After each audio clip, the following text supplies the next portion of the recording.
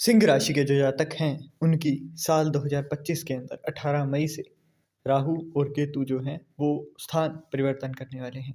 अब से पहले 1.5 साल तक ये राहु आपके कुंडली के चंद्र कुंडली के 8वें घर के अंदर विराजमान थे और केतु सेकंड हाउस के अंदर। तो 1.5 साल पहले से ही हम बात करें तो अभी तक का आपको 18 मई तक कुछ चीज़ों को फेस करने के लिए राहु ने आपको तैयार किया है, जिनमें से जैसे राहु जब 8th हाउस के अंदर होता है तो आपको डीप थॉट्स देता है। मतलब एक चीज़ के ऊपर बहुत अधिक गहन चिंतन कर सकते हैं आप, बिल्कुल गहराइयों तक जाने का यहाँ पर एक टैलेंट आपको बख्शा है राहु ने। वहीं केतु सेकंड हाउस के अंदर आपकी वाणी पर थोड़ी सी संयम और क्या बोलना है, किसे बोलना है, वो चीज़ें केतु ने सिखाने की प्रयास की हैं। परंतु फैमिली की बात हो या मनी की बात हो, वहाँ पर थोड़ा-सा सैटिस्फैक्शन आपको कम ही दिखाई दिया है 18 महीनों के अंदर। अब बात करें कि आगे जैसे ही 18 मई 2025 को केतु आपके फर्स्ट हाउस के अंदर और राहु आपके 7th हाउस के अंदर आ जाएगा, तब क्या होगा? तो जैसे ही ये चीज़ें स्थान परिवर्तन करेंगी, उसके बाद से जैसे ही केतु फर्स्ट हाउस के अंदर होगा, तो केतु क्योंकि अतृप्त प्लेनेट है, खुद में ही एक पूरा तृप्त, पूरी सैटिस्फैक्शन इसको नहीं है, तो वही चीज़ें आपको भी फेस करने को मिलेंगी यहाँ पर। क्योंकि जब केतु फर्स्ट हाउस के अंदर होता है तो आपको हर टाइम एक चिंता के अंदर, एक शक के अंदर रखेगा, एक डायलेमा के अंदर। मतलब आपको हर चीज़ के अंदर ये करूँ या नहीं करूँ? क्या ये जो मैं अभी कर रहा हूँ वो सारी चीज़ें सही हैं? इन चीज़ों के अंदर आपको थोड़ा-सा उलझा कर रखने वाला केतु रहेगा। वहीं दूसरी बात ये है कि आपको अब थोड़ा-सा इंट्यूशन पावर हाई देगा केतु। आगे 2 दिन, 4 दिन के अंदर क्या होने वाला है, क्या अच्छा होने वाला है, क्या बुरा होने वाला है, वो आपके मन को ही अपने आप पता लगने लग जाएगा। आप अंदर से बेवजह खुश होंगे, तो उस टाइम पर आगे आने वाले 2 से 4 दिन के अंदर कुछ ना कुछ अच्छा होने वाला होगा।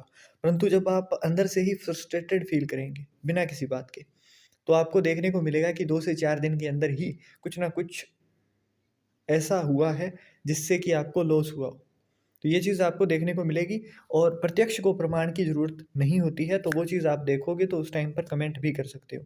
वहीं जब राहु आपके 7th हाउस के अंदर आएगा, तो राहु क्या है कि 7th हाउस के अंदर 7th house business, 7th house आपकी मैरिड लाइफ़ के बारे में बताता है, पार्टनरशिप चाहे किसी भी बिज़नेस की हो, वो बताता है। तो जैसे ही राहु 7th हाउस के अंदर आएगा, तो इसके बाद में क्या होता है कि आपको जो शंका आपको मिली है, उसके अंदर बीज भी पनपने लगता है। मतलब आपको डाउट भी होगा और आप उस डाउट के ऊपर अगर ज़्यादा अग्रेसिवली एक्शन लेंगे तो उसका खजाना भी आपको भुगतना पड़ेगा एज़ अ लॉस।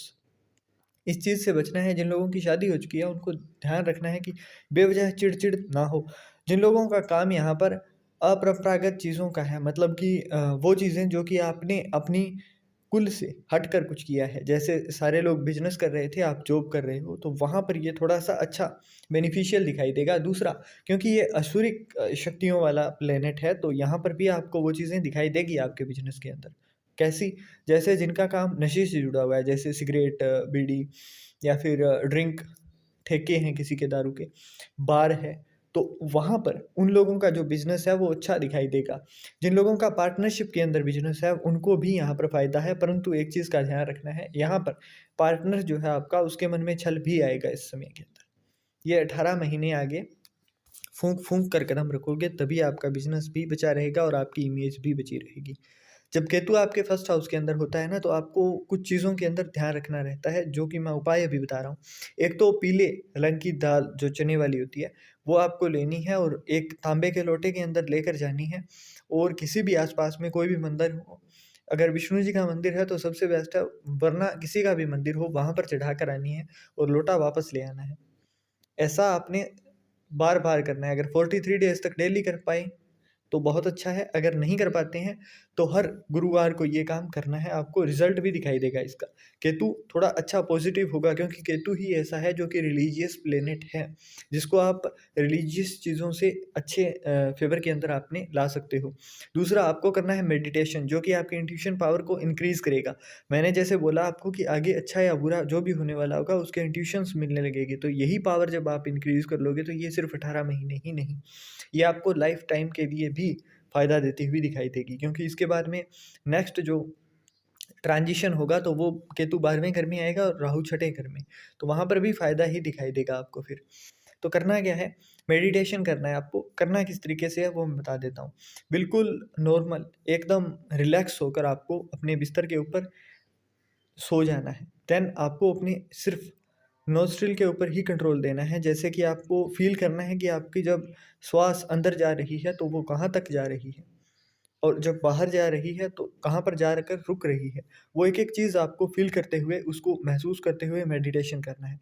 आप ये चीज़ें करके देखोगे, 20 से 21 दिन के अंदर आपको इसका रिज़ल्ट भी दिखाई देने लगेगा, और आपकी इंट्यूशन पावर इतनी हाई होने लगेगी कि जैसे ही सामने वाला कुछ बोल रहा हो, चाहे उसने बात अपनी बीच में रख दी हो, पर आपको उसका मन के अंदर क्या चीज़ चल रही है वो थोड़ा-थोड़ा इंट्यूशन लगने लगेगा, और जिनकी प्रैक्टिस जितनी ज़्यादा अच्छी होती जाएगी, उनको उतना ही अच्छा रिज़ल्ट भी यहाँ पर दिखाई देने लगेगा।